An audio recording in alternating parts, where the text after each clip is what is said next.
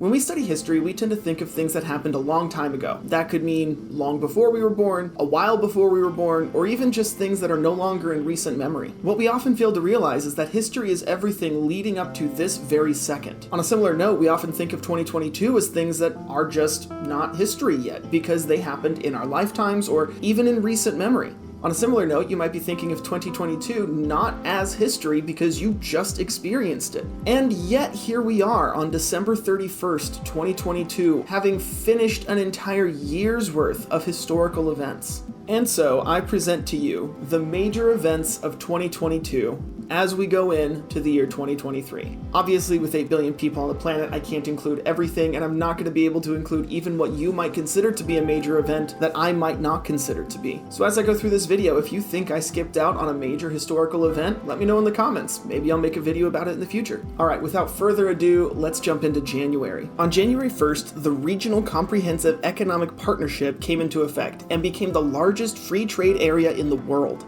This partnership includes Australia, Brunei, Cambodia, China, Japan, Laos, New Zealand, Singapore, Thailand, and Vietnam. On January 4th, China, France, Russia, the United Kingdom, and the United States of America, who constitute the 5 permanent members of the UN Security Council, issued a joint statement that a nuclear war cannot be won and must never be fought. This is particularly interesting timing because Russia signed this agreement and then later invaded Ukraine and threatened nuclear war if other countries got involved. On January 7th, the total number of COVID-19 cases exceeded 300 million worldwide. On January 10th, doctors performed the first successful heart transplant from a pig to a human in Baltimore, Maryland. The Islamic State leader Abu Ibrahim al-Hashimi al-Qurashi was killed in Atmeh on February 3rd by U.S. Special Forces in a counter-terrorism raid in Syria. The Winter Olympics were held in Beijing from February 4th through the 20th, making Beijing the first city to host both Winter and Summer Olympics.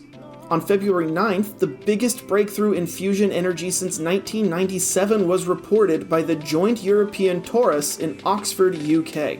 It produced 59 megajoules over the course of 5 seconds, which is the equivalent of 11 megawatts. In 5 seconds of fusion, they generated more power than is needed to power the average home over the course of an entire year. From February 21st to the 24th, Vladimir Putin signed a decree declaring that the Luhansk People's Republic and Donetsk People's Republic were independent from Ukraine. He then began a full-scale invasion of the country despite international condemnation. By March 2nd, over 1 million refugees had fled from Ukraine to other countries. On March 5th, researchers in Antarctica found the ship Endurance, which sank in 1915 during Ernest Shackleton's exploration. The global death toll from COVID-19 surpassed 6 million on March 7th. On April 3rd, Russia begins to retreat from Kyiv and is accused by Ukraine of committing war crimes. There was a ton of evidence of these crimes, including indiscriminate civilian murders and the Bucha massacre, which saw the brutal murder of at least 458 people, including 9 children under the age of 18. On April 7th, the UN voted 93-24 to suspend Russia from the Human Rights Council. Notably, 58 countries abstained from the vote.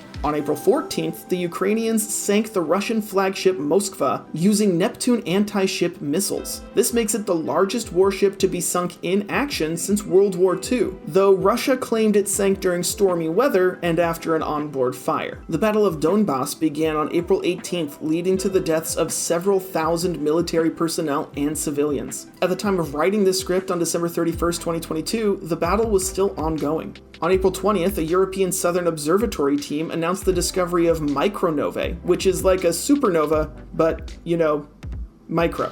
The Eurovision Song Contest of 2022 was held in May in Turin, Italy. The winners were the Ukrainian folk rap group Kalush Orchestra with their song Stefania. On May 12th, the Event Horizon Telescope collaboration revealed its first image of Sagittarius A, the supermassive black hole at the center of the Milky Way. On June 14th, Canada and Denmark ended their competing claim for Hans Island by dividing it roughly in half, thus ending what has been called the Whiskey War. In 1984, the Canadians planted their flag there and left a bottle of Canadian whiskey, which provoked Denmark. The Danish Minister of Greenland Affairs even came to Hans Island himself, planted the Danish flag, and left a bottle of schnapps with a letter stating, welcome to the Danish island. They then took turns planting their own flags and leaving behind various alcoholic beverages, each time neatly and respectfully folding the other nation's flag. This is probably the friendliest war ever fought. I'll be honest, it's kind of sad to see it end. On July 8th, former Prime Minister of Japan Shinzo Abe was assassinated while giving a speech in the city of Nara. On July 11th, the first operational image from the James Webb Telescope was revealed to the public, which showed a galaxy cluster called SMACS 0723. Beginning on July 19th, a series of heat waves hit Europe, leading to the deaths of at least 53,000 individuals and causing major wildfires. On August 17th, Turkey and Israel agreed to restore full diplomatic relations after a period of tensions. On September 1st, the UN released a report stating that the Chinese government's internment camps in Xinjiang, where many Uyghur people were being interned and mistreated, may constitute crimes against humanity. These camps were established by Xi Jinping's administration in 2017. They have been the location of the largest-scale arbitrary detention of ethnic and religious minorities since World War II. Millions of Uyghurs and other Turkic Muslims, including Kazakhs, Kyrgyz, and even some foreign citizens, have been interned in these camps. Allegations against the camps include mistreatment, rape, torture, and even genocide. Prisoners are interned without trial and without charges, though China says it is trying to counter extremism and terrorism. On September 6th, Liz Truss was appointed Prime Minister of the United Kingdom, but stepped down 50 days later amid a lot of controversy, making her the shortest-lived Prime Minister in UK history. Queen Elizabeth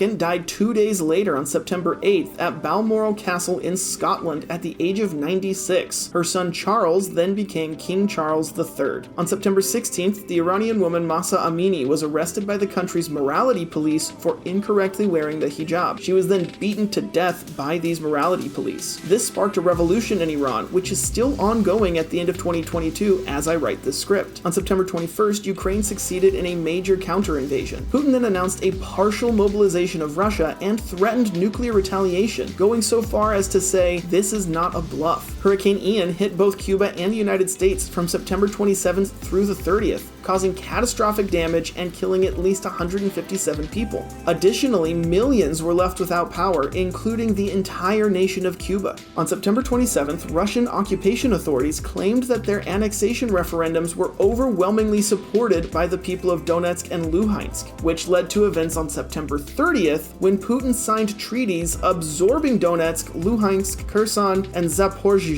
into the Russian Federation. This annexation was seen as a breach of international law by the global community. Meetings over these annexation treaties were held in territories where hostilities were still ongoing and much of the population had fled. The only country that supported Russia in this annexation was North Korea. And on October 28th, Elon Musk completed his $44 billion acquisition of Twitter. On November 11th, the cryptocurrency exchange FTX, which was valued at $18 billion at its high point, filed for bankruptcy. Also on November 11th, Ukraine recaptured Kherson. Kherson was the only regional capital city to have actually been taken by Russia, so it was a major blow to Russia's invasion attempts to be recaptured by Ukraine. On November 15th, the world population reached 8 billion people. On November 20th, the FIFA World Cup began in Qatar after many criticisms of Qatar's human rights issues. These included promises of equality and tolerance, which many attendees claimed were not followed through on, as well as slave labor used to build the stadiums and necessary infrastructure, which resulted in hundreds of deaths. On December 5th, the National Ignition Facility achieved a fusion ignition, which was a major milestone because it was the first time we generated more power with fusion than was used to start the process. The 2022 FIFA World Cup final was held on December 18th between Argentina and France. It has since been called one of the most exciting games of football ever, with Argentina taking a quick lead, followed by an amazing comeback by France,